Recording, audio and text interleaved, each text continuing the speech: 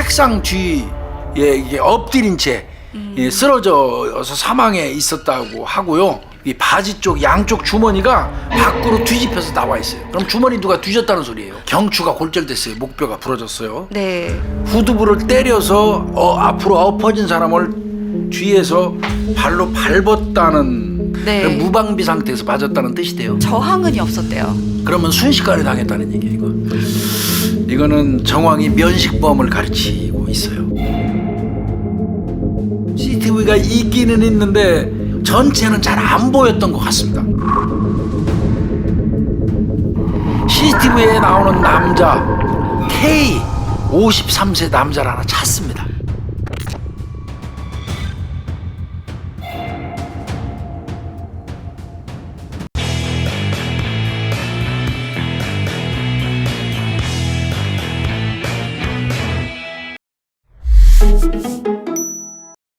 상도동 전기재료상 노인살인 사건. 상도동에서 전기재료상을 운영하시는 노인분이 네. 살해당했던 사건이에요. 네. 신고부터 가볼까요? 네, 2013년 7월 3일 수요일입니다. 네. 수요일 또 네. 찾아왔어요? 네. 이게 오전 10시경이었는데요. 전화를 합니다. 아버지가요, 상도동에서 전기재료상을 하시고 계시는데, 아니, 전날 8시부터, 저녁 8시부터 연락이 안 됩니다. 이거 아들이 신고한 거니까? 네. 하고 실종수사팀에 전화가 온 거죠. 본인이 그렇게 얘기했어요? 그 가게 가봤더니 셔터가 내려져 있고 잠겨 있다. 네. 가게 앞에 또 아버지가 평소에 타고 다니는 그 오토바이가 그대로 있어서 이게 오히려 더 불안하다. 네. 119를 통해서 실종자를 이제 편의상 제이 씨라고 했어요. 제가 네. 제이 씨 그 72세 되시는 분이에요. 남성분. 이분은 이제 긴급 위치 추적을 하는 거예요. 네. 그래서 확인을 했는데 그 전날이죠. 7월 2일 날 16시 36분 오후 4시 36분경에 안양시 동안구 호계동에서 강제 종료가 됐던 거. 휴대폰이. 네. 안양에는 갈 일이 없다. 근데 안양에서 최종적으로 휴대폰이 꺼졌잖아요. 네. 근데 셔터 내리고 밖에 잠금 장치도 셔터 내리고 셔터를 잠그는 또 잠금장 자물쇠 걸어놓고. 네. 그러고 나서 사라졌기 때문에 이거는 그러면 또 밖으로 잠겨 있으니까 경찰 입장에서는 가족들은 좀 이상하다고 생각할지 몰라도 네. 아버지 나름대로 사업하는 과정에서 무슨 문제가 있어서 네. 나갔을 수도 있다고 볼 수 있어요. 네, 급하게 밖으로 잠궈놨으니까. 네. 그럼 조금 더 기다려보기로 한 것 같습니다. 이거는. 네. 근데 바로 그날 오전 10시에 이제 1차로 실종 신고를 했었는데 조금 기다리자 한 거예요. 네, 오후 4시쯤에 다시 전화가 옵니다. 이때 112로 오는데요. 아까 실종 신고했던 아들인데요. 자물쇠 혹시 몰라서 자르고 제가 가게 들어가 봤어요. 자르고 들어갈 수 있죠, 아들이니까. 네. 근데 아빠가 피를 흘리면서요, 숨진 채 엎드려 있었습니다. 아이고야. 라고 신고가 들어가서 지구대가 출동을 해서 현장 보존을 합니다. 밖에 샷다가 내려져 있고 자물쇠로 잠궈놨다면 이건 범인이 안에서 살해하고 샷도 내리고 자물쇠 잠그고 갔다는 얘기가 되잖아요. 서울시 동작구 상도동에 있는 그 전기 재료상입니다. 안에가 한 5-6평 정도 되나 봐요. 그렇게 크지는 않네요. 네. 5-6평 정도였잖아요. 근데 이게 도매를 하다 보니까 다 물건으로 차 있었을 거예요. 예. 그러니까 이 좁은 공간에 물건이 아주 빼곡히 차 있었다고 하고요. 뒤편에 창고도 있다며요. 네. 근데 이게 좀 가게 전면은 다 유리예요. 그리고 그 샷다를 내리게 돼 있구나. 네, 유리문인데 근데 이게 물건이 많이 차 있다 보니까 밖에서 봤을 때 솔직히 안이 다 관찰이 되지는 않았었던 것 같아요. 그렇겠다. 이게 처음에 들어갔을 때 아들이 들어갔을 때는 불이 꺼져 있었다고 그러죠. 불이 꺼져 있고 불을 켜니까 아버지가 이 책상 뒤에 이게 엎드린 채 쓰러져서 사망해 있었다고 하고요. 네. 주변에 뭐 커피 믹서, 종이컵, 담배값, 쓰레기통 이거 다 뒤져서 이제 DNA 채취한 것 같아요. 네. 시신을 보니까요. 7월이잖아요. 네, 그래서 네. 파란색 그 반팔 상의, 그다음에 검정 바지인데 이게 청바지 계열이었대요. 진. 네네. 그리고 왼쪽과 오른쪽 팔은요 상체 이렇게 밑에 깔려 있었어요. 그리고 앞쪽으로. 네. 우측 다리는 펴져 있는데 왼쪽 다리는 이렇게 구부러져 있는 상태였어요. 형직이 왔네요. 네. 그래서 이렇게 엎드린 상태에서 손은 안쪽으로 들어가고, 이렇게. 네, 다리는 이렇게 한쪽은 구부러져 있고 한쪽은 펴져 있었고요. 검정 구두를 신고 있었다고 합니다. 근데 특이점도 발견이 됐어요. 네. 이 시신의 하의, 이 바지 쪽 양쪽 주머니가 밖으로 뒤집혀서 나와 있어요. 그럼 주머니 누가 뒤졌다는 소리예요. 그리고 몸싸움 흔적은 전혀 없는 상태였고요. 네. 몸싸움이 있었으면 그 주변이 난장판이 돼 있어야 되죠. 네, 근데 몸싸움 흔적이 없다 보니까 주변에 흩어진 물건도 없었고요. 그렇죠, 당연히 쓰러진 그렇겠죠. 물건도 거의 없었던 것 같고, 일단은 저항은이 없었대요. 그러면 순식간에 당했다는 얘기예요. 이거. 급습. 급습이면 대체로 후두부예요.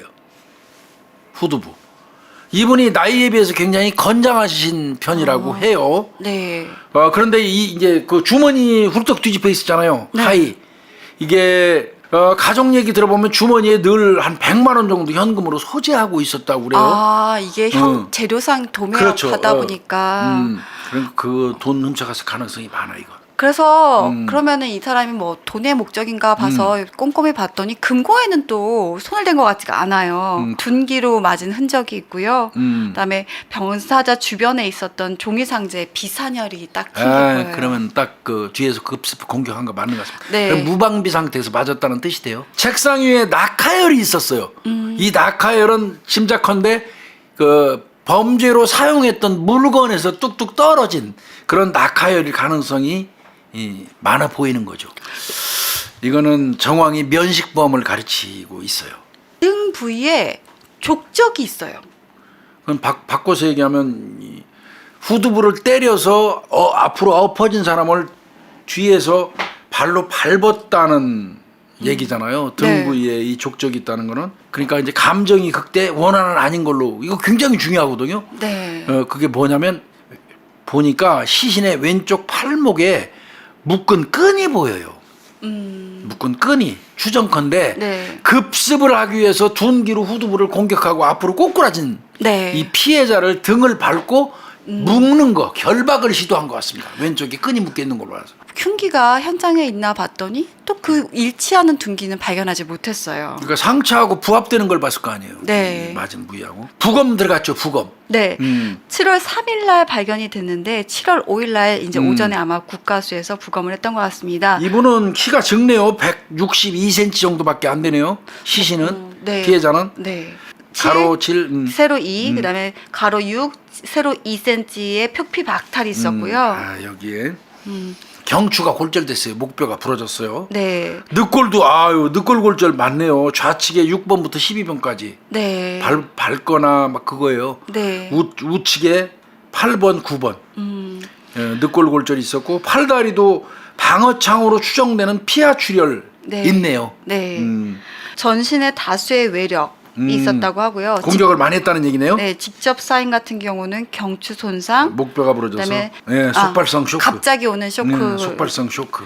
후두부를 순식간에 가격을 해서 공격을 해서 제압을 하고요. 맞아요. 그 다음에는 폭행이 있었다라는 거예요. 근데 이게 폭행이 그래도 어느 정도 뭐 간단한, 그러니까 뭐 가벼운 게 아니라 좀 심한 폭행이 있었다라는 겁니다. 그럼 뭐 이제 피해자 통신 내역부터 해야 되겠죠. 네. 그리고 마지막 목격자도 찾아봐야 되고. 마지막 목격자 찾았습니다. 찾았어요? 네. 58세의 남성인데요. 전기 설비업자예요. 이건 전기 재료상 하시는 분이니까. 2일 날 12시경쯤에 가게에서 한 200m 떨어진 식당에서 같이 밥하고 반주. 소주 한 병 나눠 마셨구나. 두 네. 분이. 그러고 나서 헤어졌는데, 그러고 나서 이제 전기 수리를 의뢰를 받고요. 자재를 가지러 갔나 봐요. 이분도 전기 설비업 하는 사람이니까 오후 2시쯤에 자재상으로 갔었던 거예요. 그 현장으로 간 거네. 네. 그때는 문 열려 있었다고 얘기했어요. 네. 이분의 알리바이도 이제 확인해 볼 필요는 있어요. 혹시 네. 모르니까. 네. 그다음에 목격자 그 사람 집 주변에 CCTV 딱 분석해 보면 맞잖아요. 그러니까 이 사람은 용의군에서는 빠지는 거예요. 네. 마지막 통화자. 그렇죠. 피해자하고. 네. 이 사람도 전기 설비업자였던 56세 남성입니다. 네. 이 사람은 물건을 사기 위해서 피해자 가게로 온 모양이에요. 네. 차 타고 와서 셔터가 내려져 있길래 가게로 전화를 했는데 안 받았다. 그러면 이제 범행 시간은 일단은 마지막으로 본 게 2시에 헤어졌잖아요. 네. 그러면 그게 14시였죠. 네. 14시부터 이분이 와가지고 전화 안 받는 시간 15시 20분 요 사이에 범행 시간으로 특정할 수밖에 없어요. 네. 그래서 주변 CCTV가 이제 있으니까 확인해 보려고 했는데요. 이게 가게 방향으로 CCTV가 있기는 있는데 CCTV에서 홍보용 그 CCTV 때문에 겨우 빈틈 있는 대로 사람 이렇게 먼 거리에서 드나드는 정도만 보이고 전체는 잘 안 보였던 것 같습니다. 그래서 이때 확인할 수 있었던 것, 그래도 큰 소득이었던 게 주택 그가 초입에 있었다 그랬잖아요. 네, 네. 근데 큰 길에서 들어오는 차나 사람은 이 시간대 없어요. 골목 쪽에서 왔겠다. 그렇지. 근데 우리가 아까 현장 설명할 때 말씀드렸던 게 골목길에 차들이 많이 주차돼 있어요. 일렬로 주차해 있었다고 그랬잖아요. 블랙박스 모양. 근데 이게 아이고 안타깝게도 네. 대부분 일시 주차. 잠깐 섰다 가는 것들. 네. 그거 찾기도 힘들어요. 근데 한 대 찾았어요. 오, 네. 산타페 하나를 찾았는데 거기에서 블랙박스를 경찰이 확보합니다. 거기 봤더니 13시 26분에 현장 쪽으로 걸어가는 남자 하나가 나와요. 그리고 검정색 상하의를 입었어요. 네. 한 손에 우산을 들었네. 한 손에 신문지를 들고 있고요. 네. 커피 형태의 음료를 들고 있어요. 이런 거 무지하게 중요합니다. 이거. 네. 근데 자, 교수님 네. 분명히 봤는데 이 사람이 다시 나오는 모습. 14시 06분에 2시 16분에 그냥 다시 나오는 장면이 딱 목격이 된 거예요. 그러니까 들어간 거는 13시 26분. 네. 다시 그 사람이 나온 거는 14시 06분이면 한 30분, 40분 정도 머물렀네. 근데 우리가 2시에 이 피해자를 목격했잖아요. 그래요. 그렇죠. 14시경에 밥 먹고 헤어졌다고 그랬잖아요. 그러면은 이거 아닌데? 아닐 수도 있겠는데. 네. 이 사람은 배제해야 될까 보다 이런 생각을 했던 것 같아요. 네. 그런데 다시 이거 사람을 바꿨대요. 관찰 CCTV 보는 사람을. 바꿔서 또 다시 CCTV를 봤다는 겁니다. 14시 22분경에 이 남자가 다시 들어가요, 현장으로. 이래서 크로스 체킹 진짜 엄청 중요한 겁니다. 피해자 가게 앞에서 쭈그리고 앉아있는 모습도 보여. 불행하게도 그 순간 산타페의 블랙박스는 끝! 이동해버린 겁니다. 산타페가. 커피 자세히 봐야 돼요. 왜 그러냐면 일반적으로 커피를 들고 움직인다는 얘기는 커피 그 근처에 산 거예요. 네. 그러니까 주변 가게에 뒤지면서 이제 하는 거죠. 그런 과정에 마트에서 용의자 얼굴을 확보하게 돼요. 마트에서. 산 거를 확인한 거죠. 신원 파악만 남았는데 그래서 혹시 몰라서 또 시간대가 겹쳤던 아까 그 처음 네. 목격자. 왜냐면 14시 06분에 나왔잖아요. 아까 13시 몇 분에 26분에 들어갔고 그러면은 마지막 목격자는 분명히 14시에 거기 있었다고 했는데 헤어졌다. 그렇지. 네. 그러면 그럼 이 사람 봤을 봐야지 수도 있잖아. 맞아요. 봐야지. 네. 봤어야 맞아요. 그러니까 이 사람 다시 데려와요. 네. 선생님 2시에 헤어진 거 분명히 맞죠? 그때 그 안에 그분 들어가고 피해자 들어가고 분명히 그때 사람 없었어요? 그랬더니 이 사람 뭐라 그러냐면 본인은 밖에서 물건만 싣고 왔대요. 헤어지면서 밖에서 물건만 싣고 왔기 때문에 안에 들어가지는 않았는데 안에 손님이 있는 것처럼 보였대요. 이게 들어와 있었을 수도 있는 거야 이놈이. 네. 네. 그러면 이 남자는 계속 동선 따라가면서 CCTV 동선 따라가면서 확대해서 이 사람 얼굴 확정해야 돼요.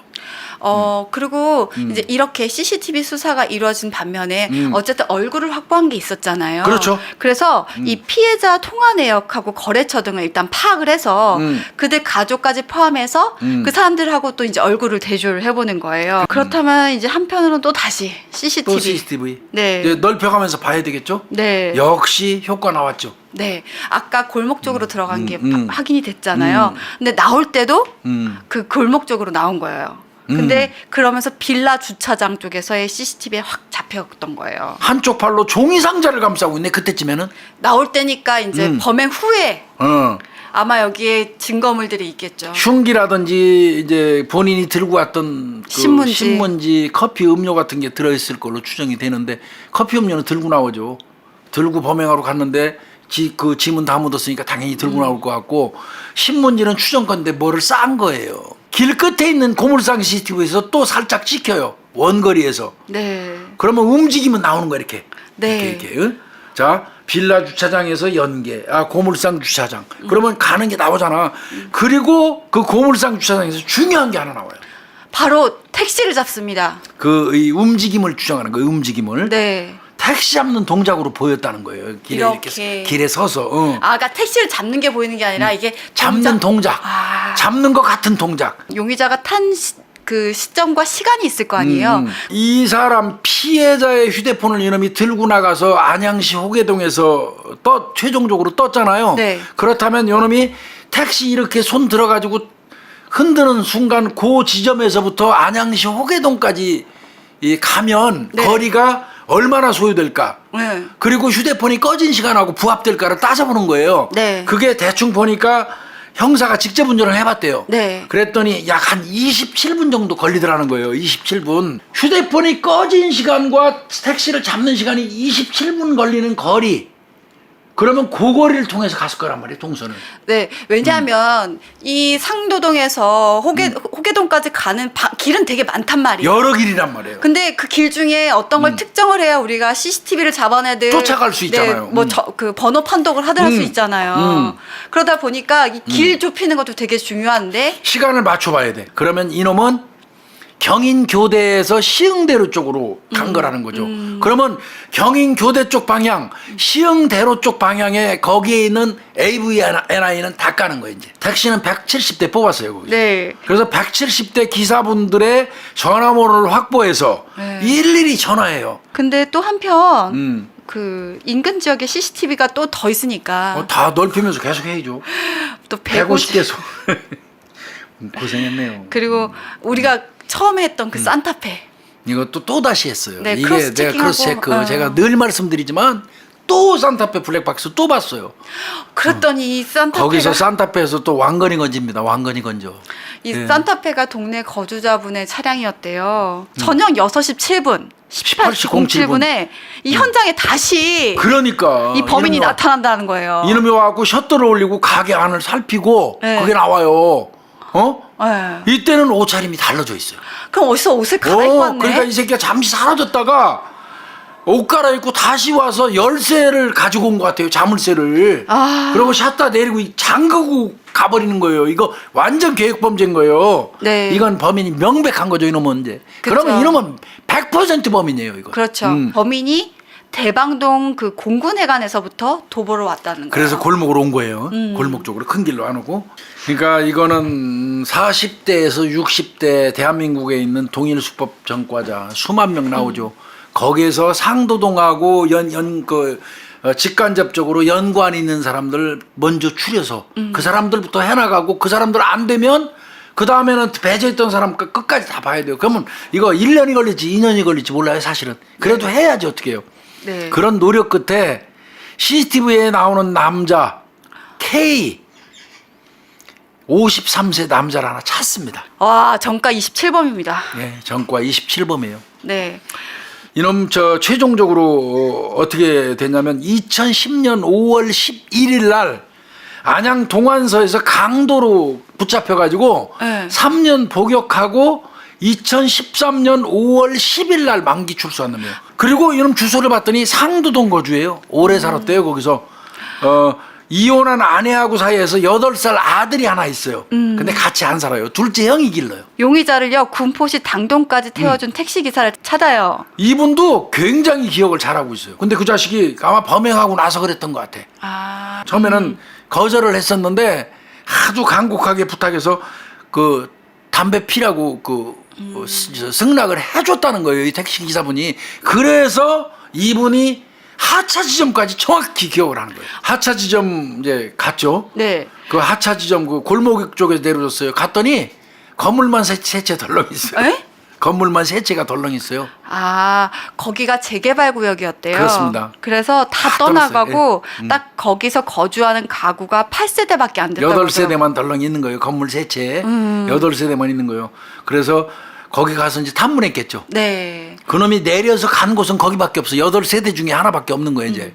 택시기사가 정확하게 그거 찍어줬기 때문에. 그랬더니 아니라 다를까 거기 재개발조 앞 간부가 하나 있는데 요 K 네. 요놈 이 범인하고 먼 친척이래요. 4층에 거주하고 있는데 네. 안다고 얘기해요. 나 그 사람 만난 거는 그 7월 달은 아니고 5월 달경에 예, 찾아왔는데 내가 직접 만나지를 못하고 전화 통화만 했는데 네. 가방을 좀 맡아달라고 그러더라. 여기 저 재개발하는 이쪽에다가 네. 가방을 맡아달라고 그래서 그럼 그거 비었으니까 3층에 줘라 이렇게 전화 통화만 했다.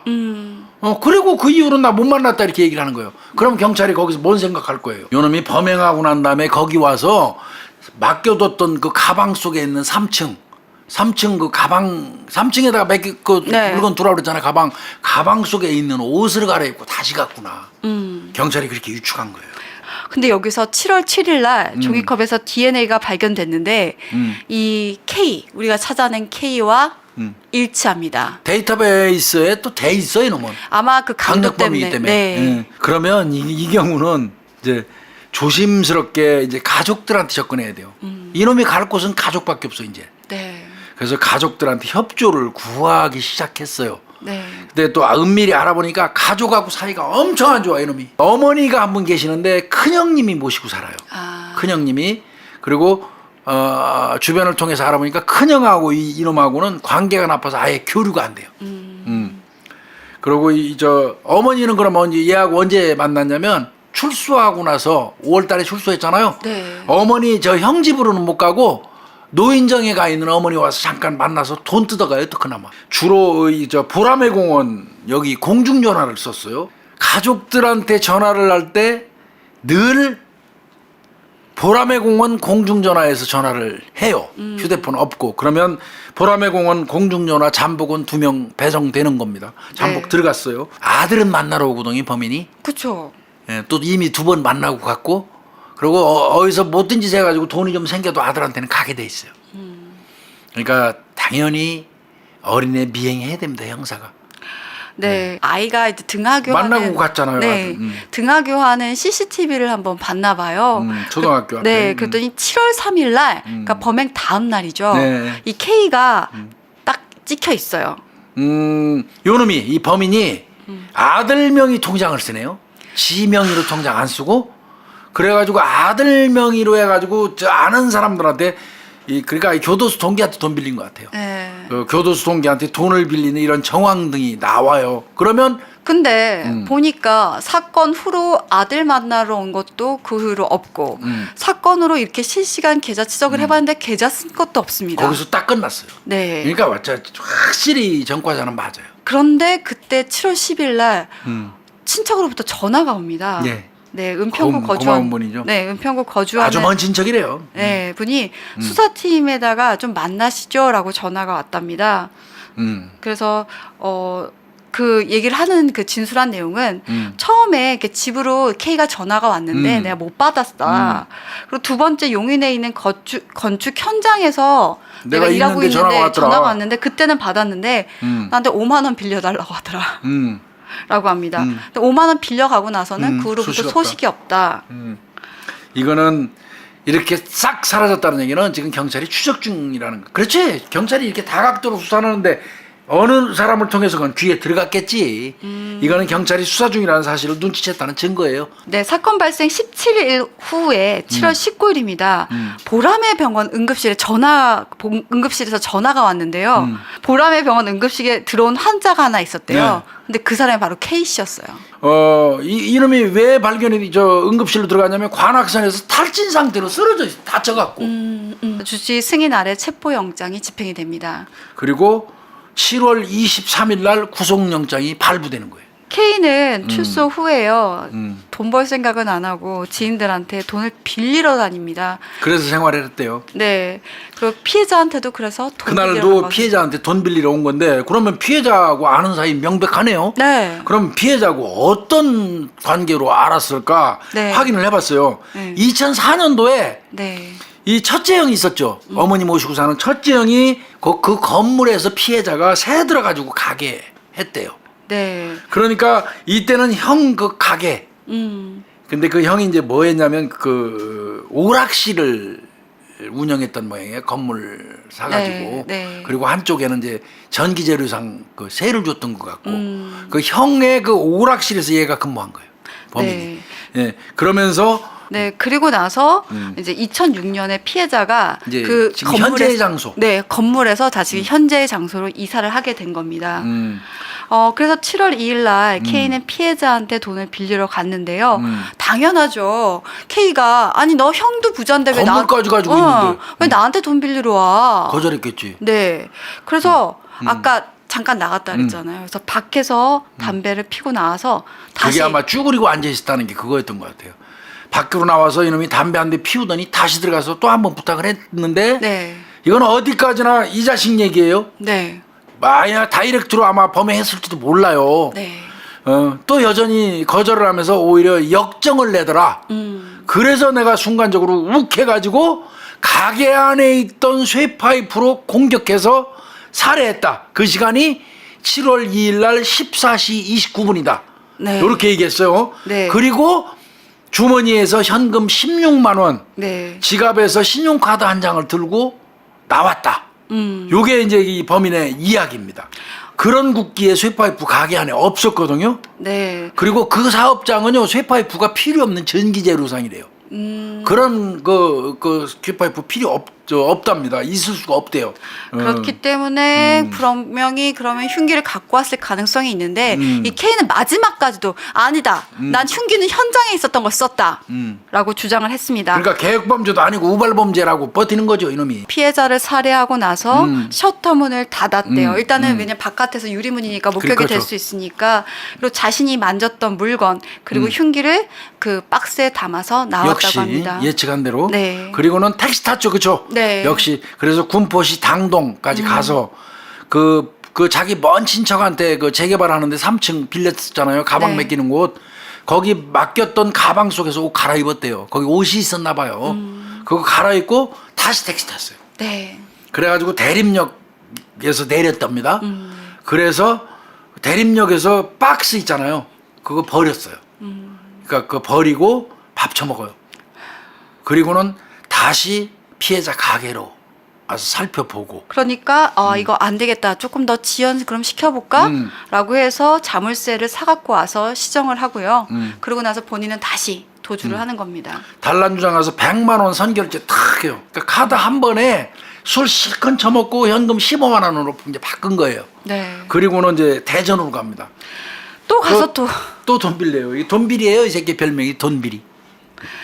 그러고 나서요. 이제 사건 다다음 날이죠. 7월 4일 날 다시 대전에서 서울로 옵니다. 그래서 한 일이 정말 어이가 없습니다. 30만 원짜리 옷 삽니다. 네. 그래서 이 새끼는 검거가 됐는데 요거 최종적으로 내가 물어보니까 무기징역 받았더라고.